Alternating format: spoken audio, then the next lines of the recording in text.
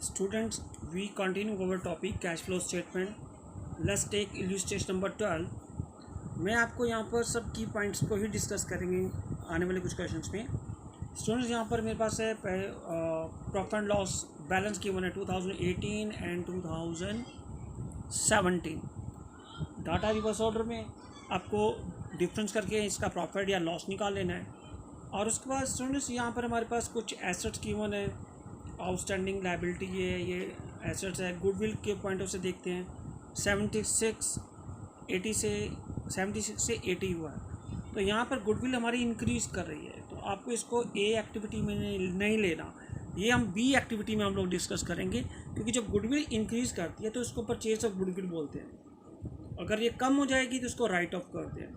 तो यहाँ पर हमारे पास जो कंपैरिजन हमें करना है प्रॉफिट के साथ, उनकी में जो एसेट और लायबिलिटी ऐड करनी है, माइनस करनी है. यहाँ पर जो की फैक्टर था ओनली गुडविल पॉइंट था, जिसको जो की वैल्यू इंक्रीज़ कर रहा है, और इसे हम बी में डिस्कस करेंगे. Now another illustration number 13. Here यहाँ पर जो प्रोविज़न फॉर डाउटफुल डेब्ट्स है ये 16 एंड 17. 1016 में है, 17 में कुछ भी है. It's means totally decrease. देखिए, जब इंक्रीज़ करता है तो हम ऐड करेंगे ऑपरेटिंग एक्टिविटी में, जब डिक्रीज़ करेगा तो माइनस करेंगे. और बाकी वही एसेट्स एंड लायबिलिटीज़ हैं. लेकिन मेरे पास यहाँ पर इस क्वेश्चन में लॉस गिवन है. देखिए, क्वेश्चन के अंदर लॉस गिवन है, तो लॉस को हम ब्रैकेट में कर लेंगे. लॉस ब्रैकेट में कर लेते हैं. जो प्रोविज़न है इंक्रीज़ होगा तो ऐड करेंगे, डिक्रीज़ होगा तो माइनस करेंगे. बाकी एसेट एंड लायबिलिटी है वो हम लोग कंपैरिजन करके जो भी इंक्रीज़ या डिक्रीज़ आएगा तो उस हम लोग ए एक्टिविटी फाइंड आउट कर लेंगे. Now next illustration number 14. यार यहाँ पर भी जो डाटा मेरे पास गिवन है 2017 एंड 2016. आपके पास यहाँ पर जो इन्फॉर्मेशन है वो है बैलेंस शीट के पॉइंट ऑफ व्यू से. और यहाँ पे एक वर्क नोट गिवन है. ये नोट हमें इंडिकेट करते हैं कि इसके अंदर कौन कौन सी आइटम्स हैं. तो हमें जो आंसर स्टार्ट करना होगा इन्हीं नोट के बेसिस पे ही करना है. देखिए, यहाँ पर लायबिलिटी साइड भी गिवन है और एसेट साइड भी गिवन है. बड़ा क्लियर कट यहाँ पर बताया कि करंट लायबिलिटी ये है और करंट एसेट्स ये हैं. तो हम लोग वर्किंग नोट यानी यहाँ पे जो नोट गिवन है इसके बेस पर ऑपरेटिंग एक्टिविटी कैलकुलेट करेंगे. Let's see. देखिए, फर्स्ट नोट है रिजर्व एंड सरप्लस का 17 एंड 16. उसमें जनरल रिजर्व गिवन है 16 का 95 और 17 का 15,000. और प्रॉफिट लॉस में पहले लॉस है एंड देन बाद में प्रॉफिट है. स्टूडेंट्स, यहाँ पर की फैक्टर हमारा यही रहेगा कि आपको जो प्रॉफिट का डिफरेंस करना है, आपको रिजर्व एंड सरप्लस का डिफरेंस नहीं करना, पहले आपको डिफरेंस करना है प्रॉफिट्स का. देखिए, पहले लॉस है बाद में प्रॉफिट है. इट्स मीन्स करंट ईयर का प्रॉफिट होगा 13,000. देखिए, होता क्या है कि जब हम हमारे पास जो लास्ट ईयर लॉस है, अब इस ईयर प्रॉफिट है, उस प्रॉफिट में से पहले इस लॉस को कवर करते हैं, बैलेंस प्रॉफिट को हम लोग शो करते हैं.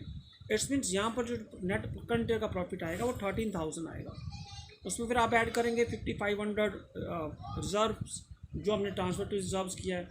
सेकंड वर्किंग नोट है डिबेंचर्स का. अब देखिए, डिबेंचर्स में इंपॉर्टेंट चीज़ क्या है, इसका इंटरेस्ट. ये जो 10% है ना इम्प्लॉयड इंटरेस्ट, इसको इंटरेस्ट बोलते हैं. अब इसको हमें करना क्या है कि हमें ओपनिंग बैलेंस पे देना है या क्लोजिंग बैलेंस पे देना है, ये डिपेंड करता है क्वेश्चन के अंदर. अगर गिवन नहीं है तो आपको क्या करना है, ओपनिंग बैलेंस पे ही इंटरेस्ट फाइंड आउट करना है. जैसे कि यहाँ पर है 21,000 का 10% 2100. बट आगे इन्फॉर्मेशन हमारे पास अवेलेबल है, हम उस पर डिस्कस करेंगे. नेक्स्ट वन है टेंजिबल एसेट्स. टेंजिबल एसेट्स में क्या है कि हमें सब एक ही आइटम अभी देखनी है कि डेप्रिसिएशन में कितना अमाउंट ट्रांसफर हो रहा है. 9,000 से 13,000 यानी 4,000. और नेक्स्ट वन है गुडविल. देखिए, गुडविल 10,000 का 800,000, इसमें 2,000 रिटर्न ऑफ हो रहा है. और rate of interest on investment है 10%. तो ये है मेरे पास इंटरेस्ट रिसीव और ये है इंटरेस्ट पेड. और देखिए, यहाँ पर हमारे पास इंफॉर्मेशन है कि यहाँ पर अगर डिबेंचर इंक्रीज़ हुए हैं या इन्वेस्टमेंट इंक्रीज़ या डिक्रीज़ हुई है तो वो किस डेट पर हुई है, वो इम्पॉर्टेंट है. तो इन्होंने यहाँ में मेंशन किया कि जो डिबेंचर इशू हुए हैं वो 17 में हुए हैं, मार्च में. इट्स मीन्स हमें इंटरेस्ट निकालना होगा ओपनिंग बैलेंस में, क्योंकि एक चीज़ 31 मार्च 2017 में ही 4,000 इंक्रीज़ हुए हैं तो उस पर कोई इंटरेस्ट नहीं चार्ज होगा. इसी तरह हमारे पास जो इन्वेस्टमेंट है हमें वो देखनी है कि वो कितना इंक्रीज़ कर रही है. उसकी इंक्रीज़ भी डेट हमारे पास मार्च की है. इट्स मीन्स उसके पे भी इंटरेस्ट सिर्फ ओपनिंग बैलेंस पे ही लगेगा. देखिए यहाँ जो नॉन करंट इन्वेस्टमेंट है वो 8,000 एंड 3,000 है, तो हमें इंटरेस्ट किस पे लगाना है? 3,000 पे, यानी कि ओपनिंग बैलेंस पे लगाना है। देखिए क्वेश्चन स्टार्ट करेंगे हम लोग। Profit plus general reserve add करने के बाद इंटरेस्ट ऑन डिबेंचर्स वो 2100 लगाना है, डेप्रिसिएशन 4,000, गुडविल 2,000 और इंटरेस्ट जो रिसीव हुआ है वो हमें 300 माइनस करना है। एंड देन उसके बाद increase and decrease in the value of current and answer and liabilities करने के बाद हमारे पास ऑपरेटिंग एक्टिविटी का आंसर निकल जाएगा। देखिए इलिस्ट्रेशन नंबर 15 में हमारे पास जो की फैक्टर है वो क्या रहेगा? देखिए यहाँ पर जो की पॉइंट है वो है टैक्स। देखिए टैक्स मेरे पास करंट ईयर का भी है और प्रीवियस ईयर का भी है। करंट ईयर का आपको हमेशा ऐड करना है, ये मेड होता है और ये पेड होगा, इसको ए एक्टिविटी में लास्ट में माइनस किया जाता है। सेकेंड, इसमें इंटरेस्ट 6% है, अब 60,000 80,000 है। अब जो 20,000 इंक्रीज़ हो रहा है इसकी आपको कोई भी डेट मेंशन नहीं है, तो आपको बिगिनिंग पे ही लगाना है। हम यहाँ एज्यूम करते हैं कि जो इंक्रीज़ होगा या डिक्रीज़ होगा वो लास्ट डेट पे ही होता है। अगर हमें डेट मेंशन नहीं होती तो हमें 60,000 पे ही इंटरेस्ट निकालना है। देखिए बाकी स्टूडेंट्स वैसे ही क्वेश्चन है एज इट इज़, जैसे हम लोग पहले करते आ रहे हैं। Let's take illustration number 16। यहाँ पर प्रॉफिट आपके पास, यहाँ इनकम स्टेटमेंट है मेरे पास, आपके पास प्रॉफिट गिवन है। अब इस प्रॉफिट में आपको जो ऐड या माइनस करना है वो ये नोट्स बने हुए हैं। इन नोट्स के बेसिस पर हम लोग ऐड और माइनस करते हैं। Let's see note number 1। देखिए नोट नंबर 1 इनकम का होगा और अदर इनकम का होगा, यानी जैसे यहाँ डिविडेंड रिसीव्ड हो रहा है ये हमें माइनस करना है। प्रॉफिट भी हो रहा है, profit on sale of building 120, ये भी हमें माइनस करना है। क्वेश्चन जो नोट नंबर 2 होगा वो एक्सपेंसेस से रिलेटेड होगा। हमें कौन से एक्सपेंसेस ऐड करने में आपको पता है। इस यहाँ पर हमारे पास डेप्रिसिएशन गिवन है वो हमें ऐड कर लेना है, गुडविल रिटर्न ऑफ है वो ऐड कर लेना है। थर्ड वन, देखिए थर्ड नंबर पे जो नोट है वो अदर एक्सपेंसेस का है। यहाँ पर ऑफिस एक्सपेंसेस को हमें नहीं लेना, सेलिंग को नहीं लेना, शेयर इशू एक्सपेंसेस वो हमें लेना है, क्योंकि हमने आपको बताया था कि नॉन ऑपरेटिंग एक्सपेंसेस होंगे, इसको हम ऐड करेंगे। तो तीनों नोट से हमने क्या किया कि जो आइटम ऐड वाली थी ऐड किया, जो माइनस वाली थी माइनस कर दिया। अब एडिशनल इन्फॉर्मेशन में हमारे पास करंट एसेट और करंट लायबिलिटी की वैल्यू इंक्रीज और डिक्रीज है वो हमें लेनी होती है, लेकिन यहाँ पर हमारे पास सिर्फ एक ही वैल्यू गिवन है। देखिए एक ही वैल्यू गिवन है मीन्स क्लोजिंग्स वैल्यू गिवन है, तो इसमें ये सारी इंक्रीज है, चाहे वो करंट एसेट है या लायबिलिटी है। यहाँ manufacturing wages outstanding means liability increase हो रही है, सैलरी आउटस्टैंडिंग इंक्रीज हो रही है और सैलरी प्रीपेड एसेट इंक्रीज हो रहे हैं। तो आपको इंक्रीज और डिक्रीज के अकॉर्डिंग इसको ऐड लेस कर लेना है। और एक और इम्पॉर्टेंट की फैक्टर होगा और वो होगा इन्वेंट्री। देखिए इन्वेंट्री आपको इनकम स्टेटमेंट में मिलेगी, जैसे यहाँ चेंज इन इन्वेंट्री लिखा है, तो opening inventory closing inventory.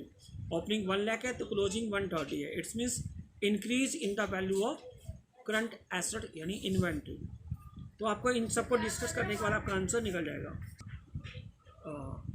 Now take another illustration number 18। यहाँ भी इनकम स्टेटमेंट गिवन है, प्रॉफिट आपके पास गिवन है, ऐसे ही आपको इन्वेंट्री गिवन है, ये भी आपको देख लेना इंक्रीज है या डिक्रीज। और अब यहाँ पर जो हम लोग ऑपरेटिंग एक्टिविटी करेंगे जिसमें वर्किंग कैपिटल डिस्कस कर रहे हैं वो हमें ऑलरेडी इंक्रीज और डिक्रीज करके दे रखी है। देखिए trade receivable decrease 30,000 during of the year, तो आपको ऐड कर लेना है। प्रीपेड एक्सपेंसेस एसेट है, इंक्रीज कर रहे हैं माइनस कर लेना है। ट्रेड पेबल डिक्रीज कर रहे हैं माइनस कर लेना है, लायबिलिटी है। आउटस्टैंडिंग एक्सपेंसेस इंक्रीज कर रहे हैं, लायबिलिटी है, इसको ऐड कर लेना है। और ऑपरेटिंग एक्सपेंसेस इंक्लूडिंग डेप्रिसिएशन, देखिए यहाँ पर जो प्रॉफिट आएगा उस प्रॉफिट में जो मुझे ऐड करना है पर डेप्रिसिएशन ऐड कर लेना है। एंड देन फिर वर्किंग कैपिटल को डिस्कस करेंगे। 1 2 3 4 एंड 5th आइटम हमारी क्लोजिंग स्टॉक की। Now illustration number 19। देखिए यहाँ पर प्रॉफिट ओपनिंग भी गिवन है, क्लोजिंग भी गिवन, तो इनका दोनों का डिफरेंस करेंगे। डेप्रिसिएशन ऐड करना है, अमोर्टाइजेशन ऑफ गुडविल ऐड करेंगे, loss on sale of machinery add करेंगे, प्रोविजन फॉर टैक्सेशन ऐड करेंगे, ट्रांसफर टू रिजर्व ऐड करेंगे। एंड देन फिर इसके बाद है decrease in trade receivable add करना है, decrease in trade payable minus करना है। आउटस्टैंडिंग एक्सपेंसेस का ओपनिंग एंड क्लोजिंग बैलेंस किए हुए तो कंपेयर कर लेंगे। देखिए जो चीज़ इंक्रीज डिक्रीज है वो तो आपको एज इट इज रखनी है, और जो opening and closing balance given है तो उसको आपको कंपेयर कर लेना है। और लास्टली क्या प्रीपेड एक्सपेंसेस गिवन है, इसका ओपनिंग बैलेंस तो गिवन है बट क्लोजिंग नहीं गिवन है, तो हम इसको decrease in the value of prepaid expenses लेके चलेंगे, यानी एसेट लेके चलेंगे।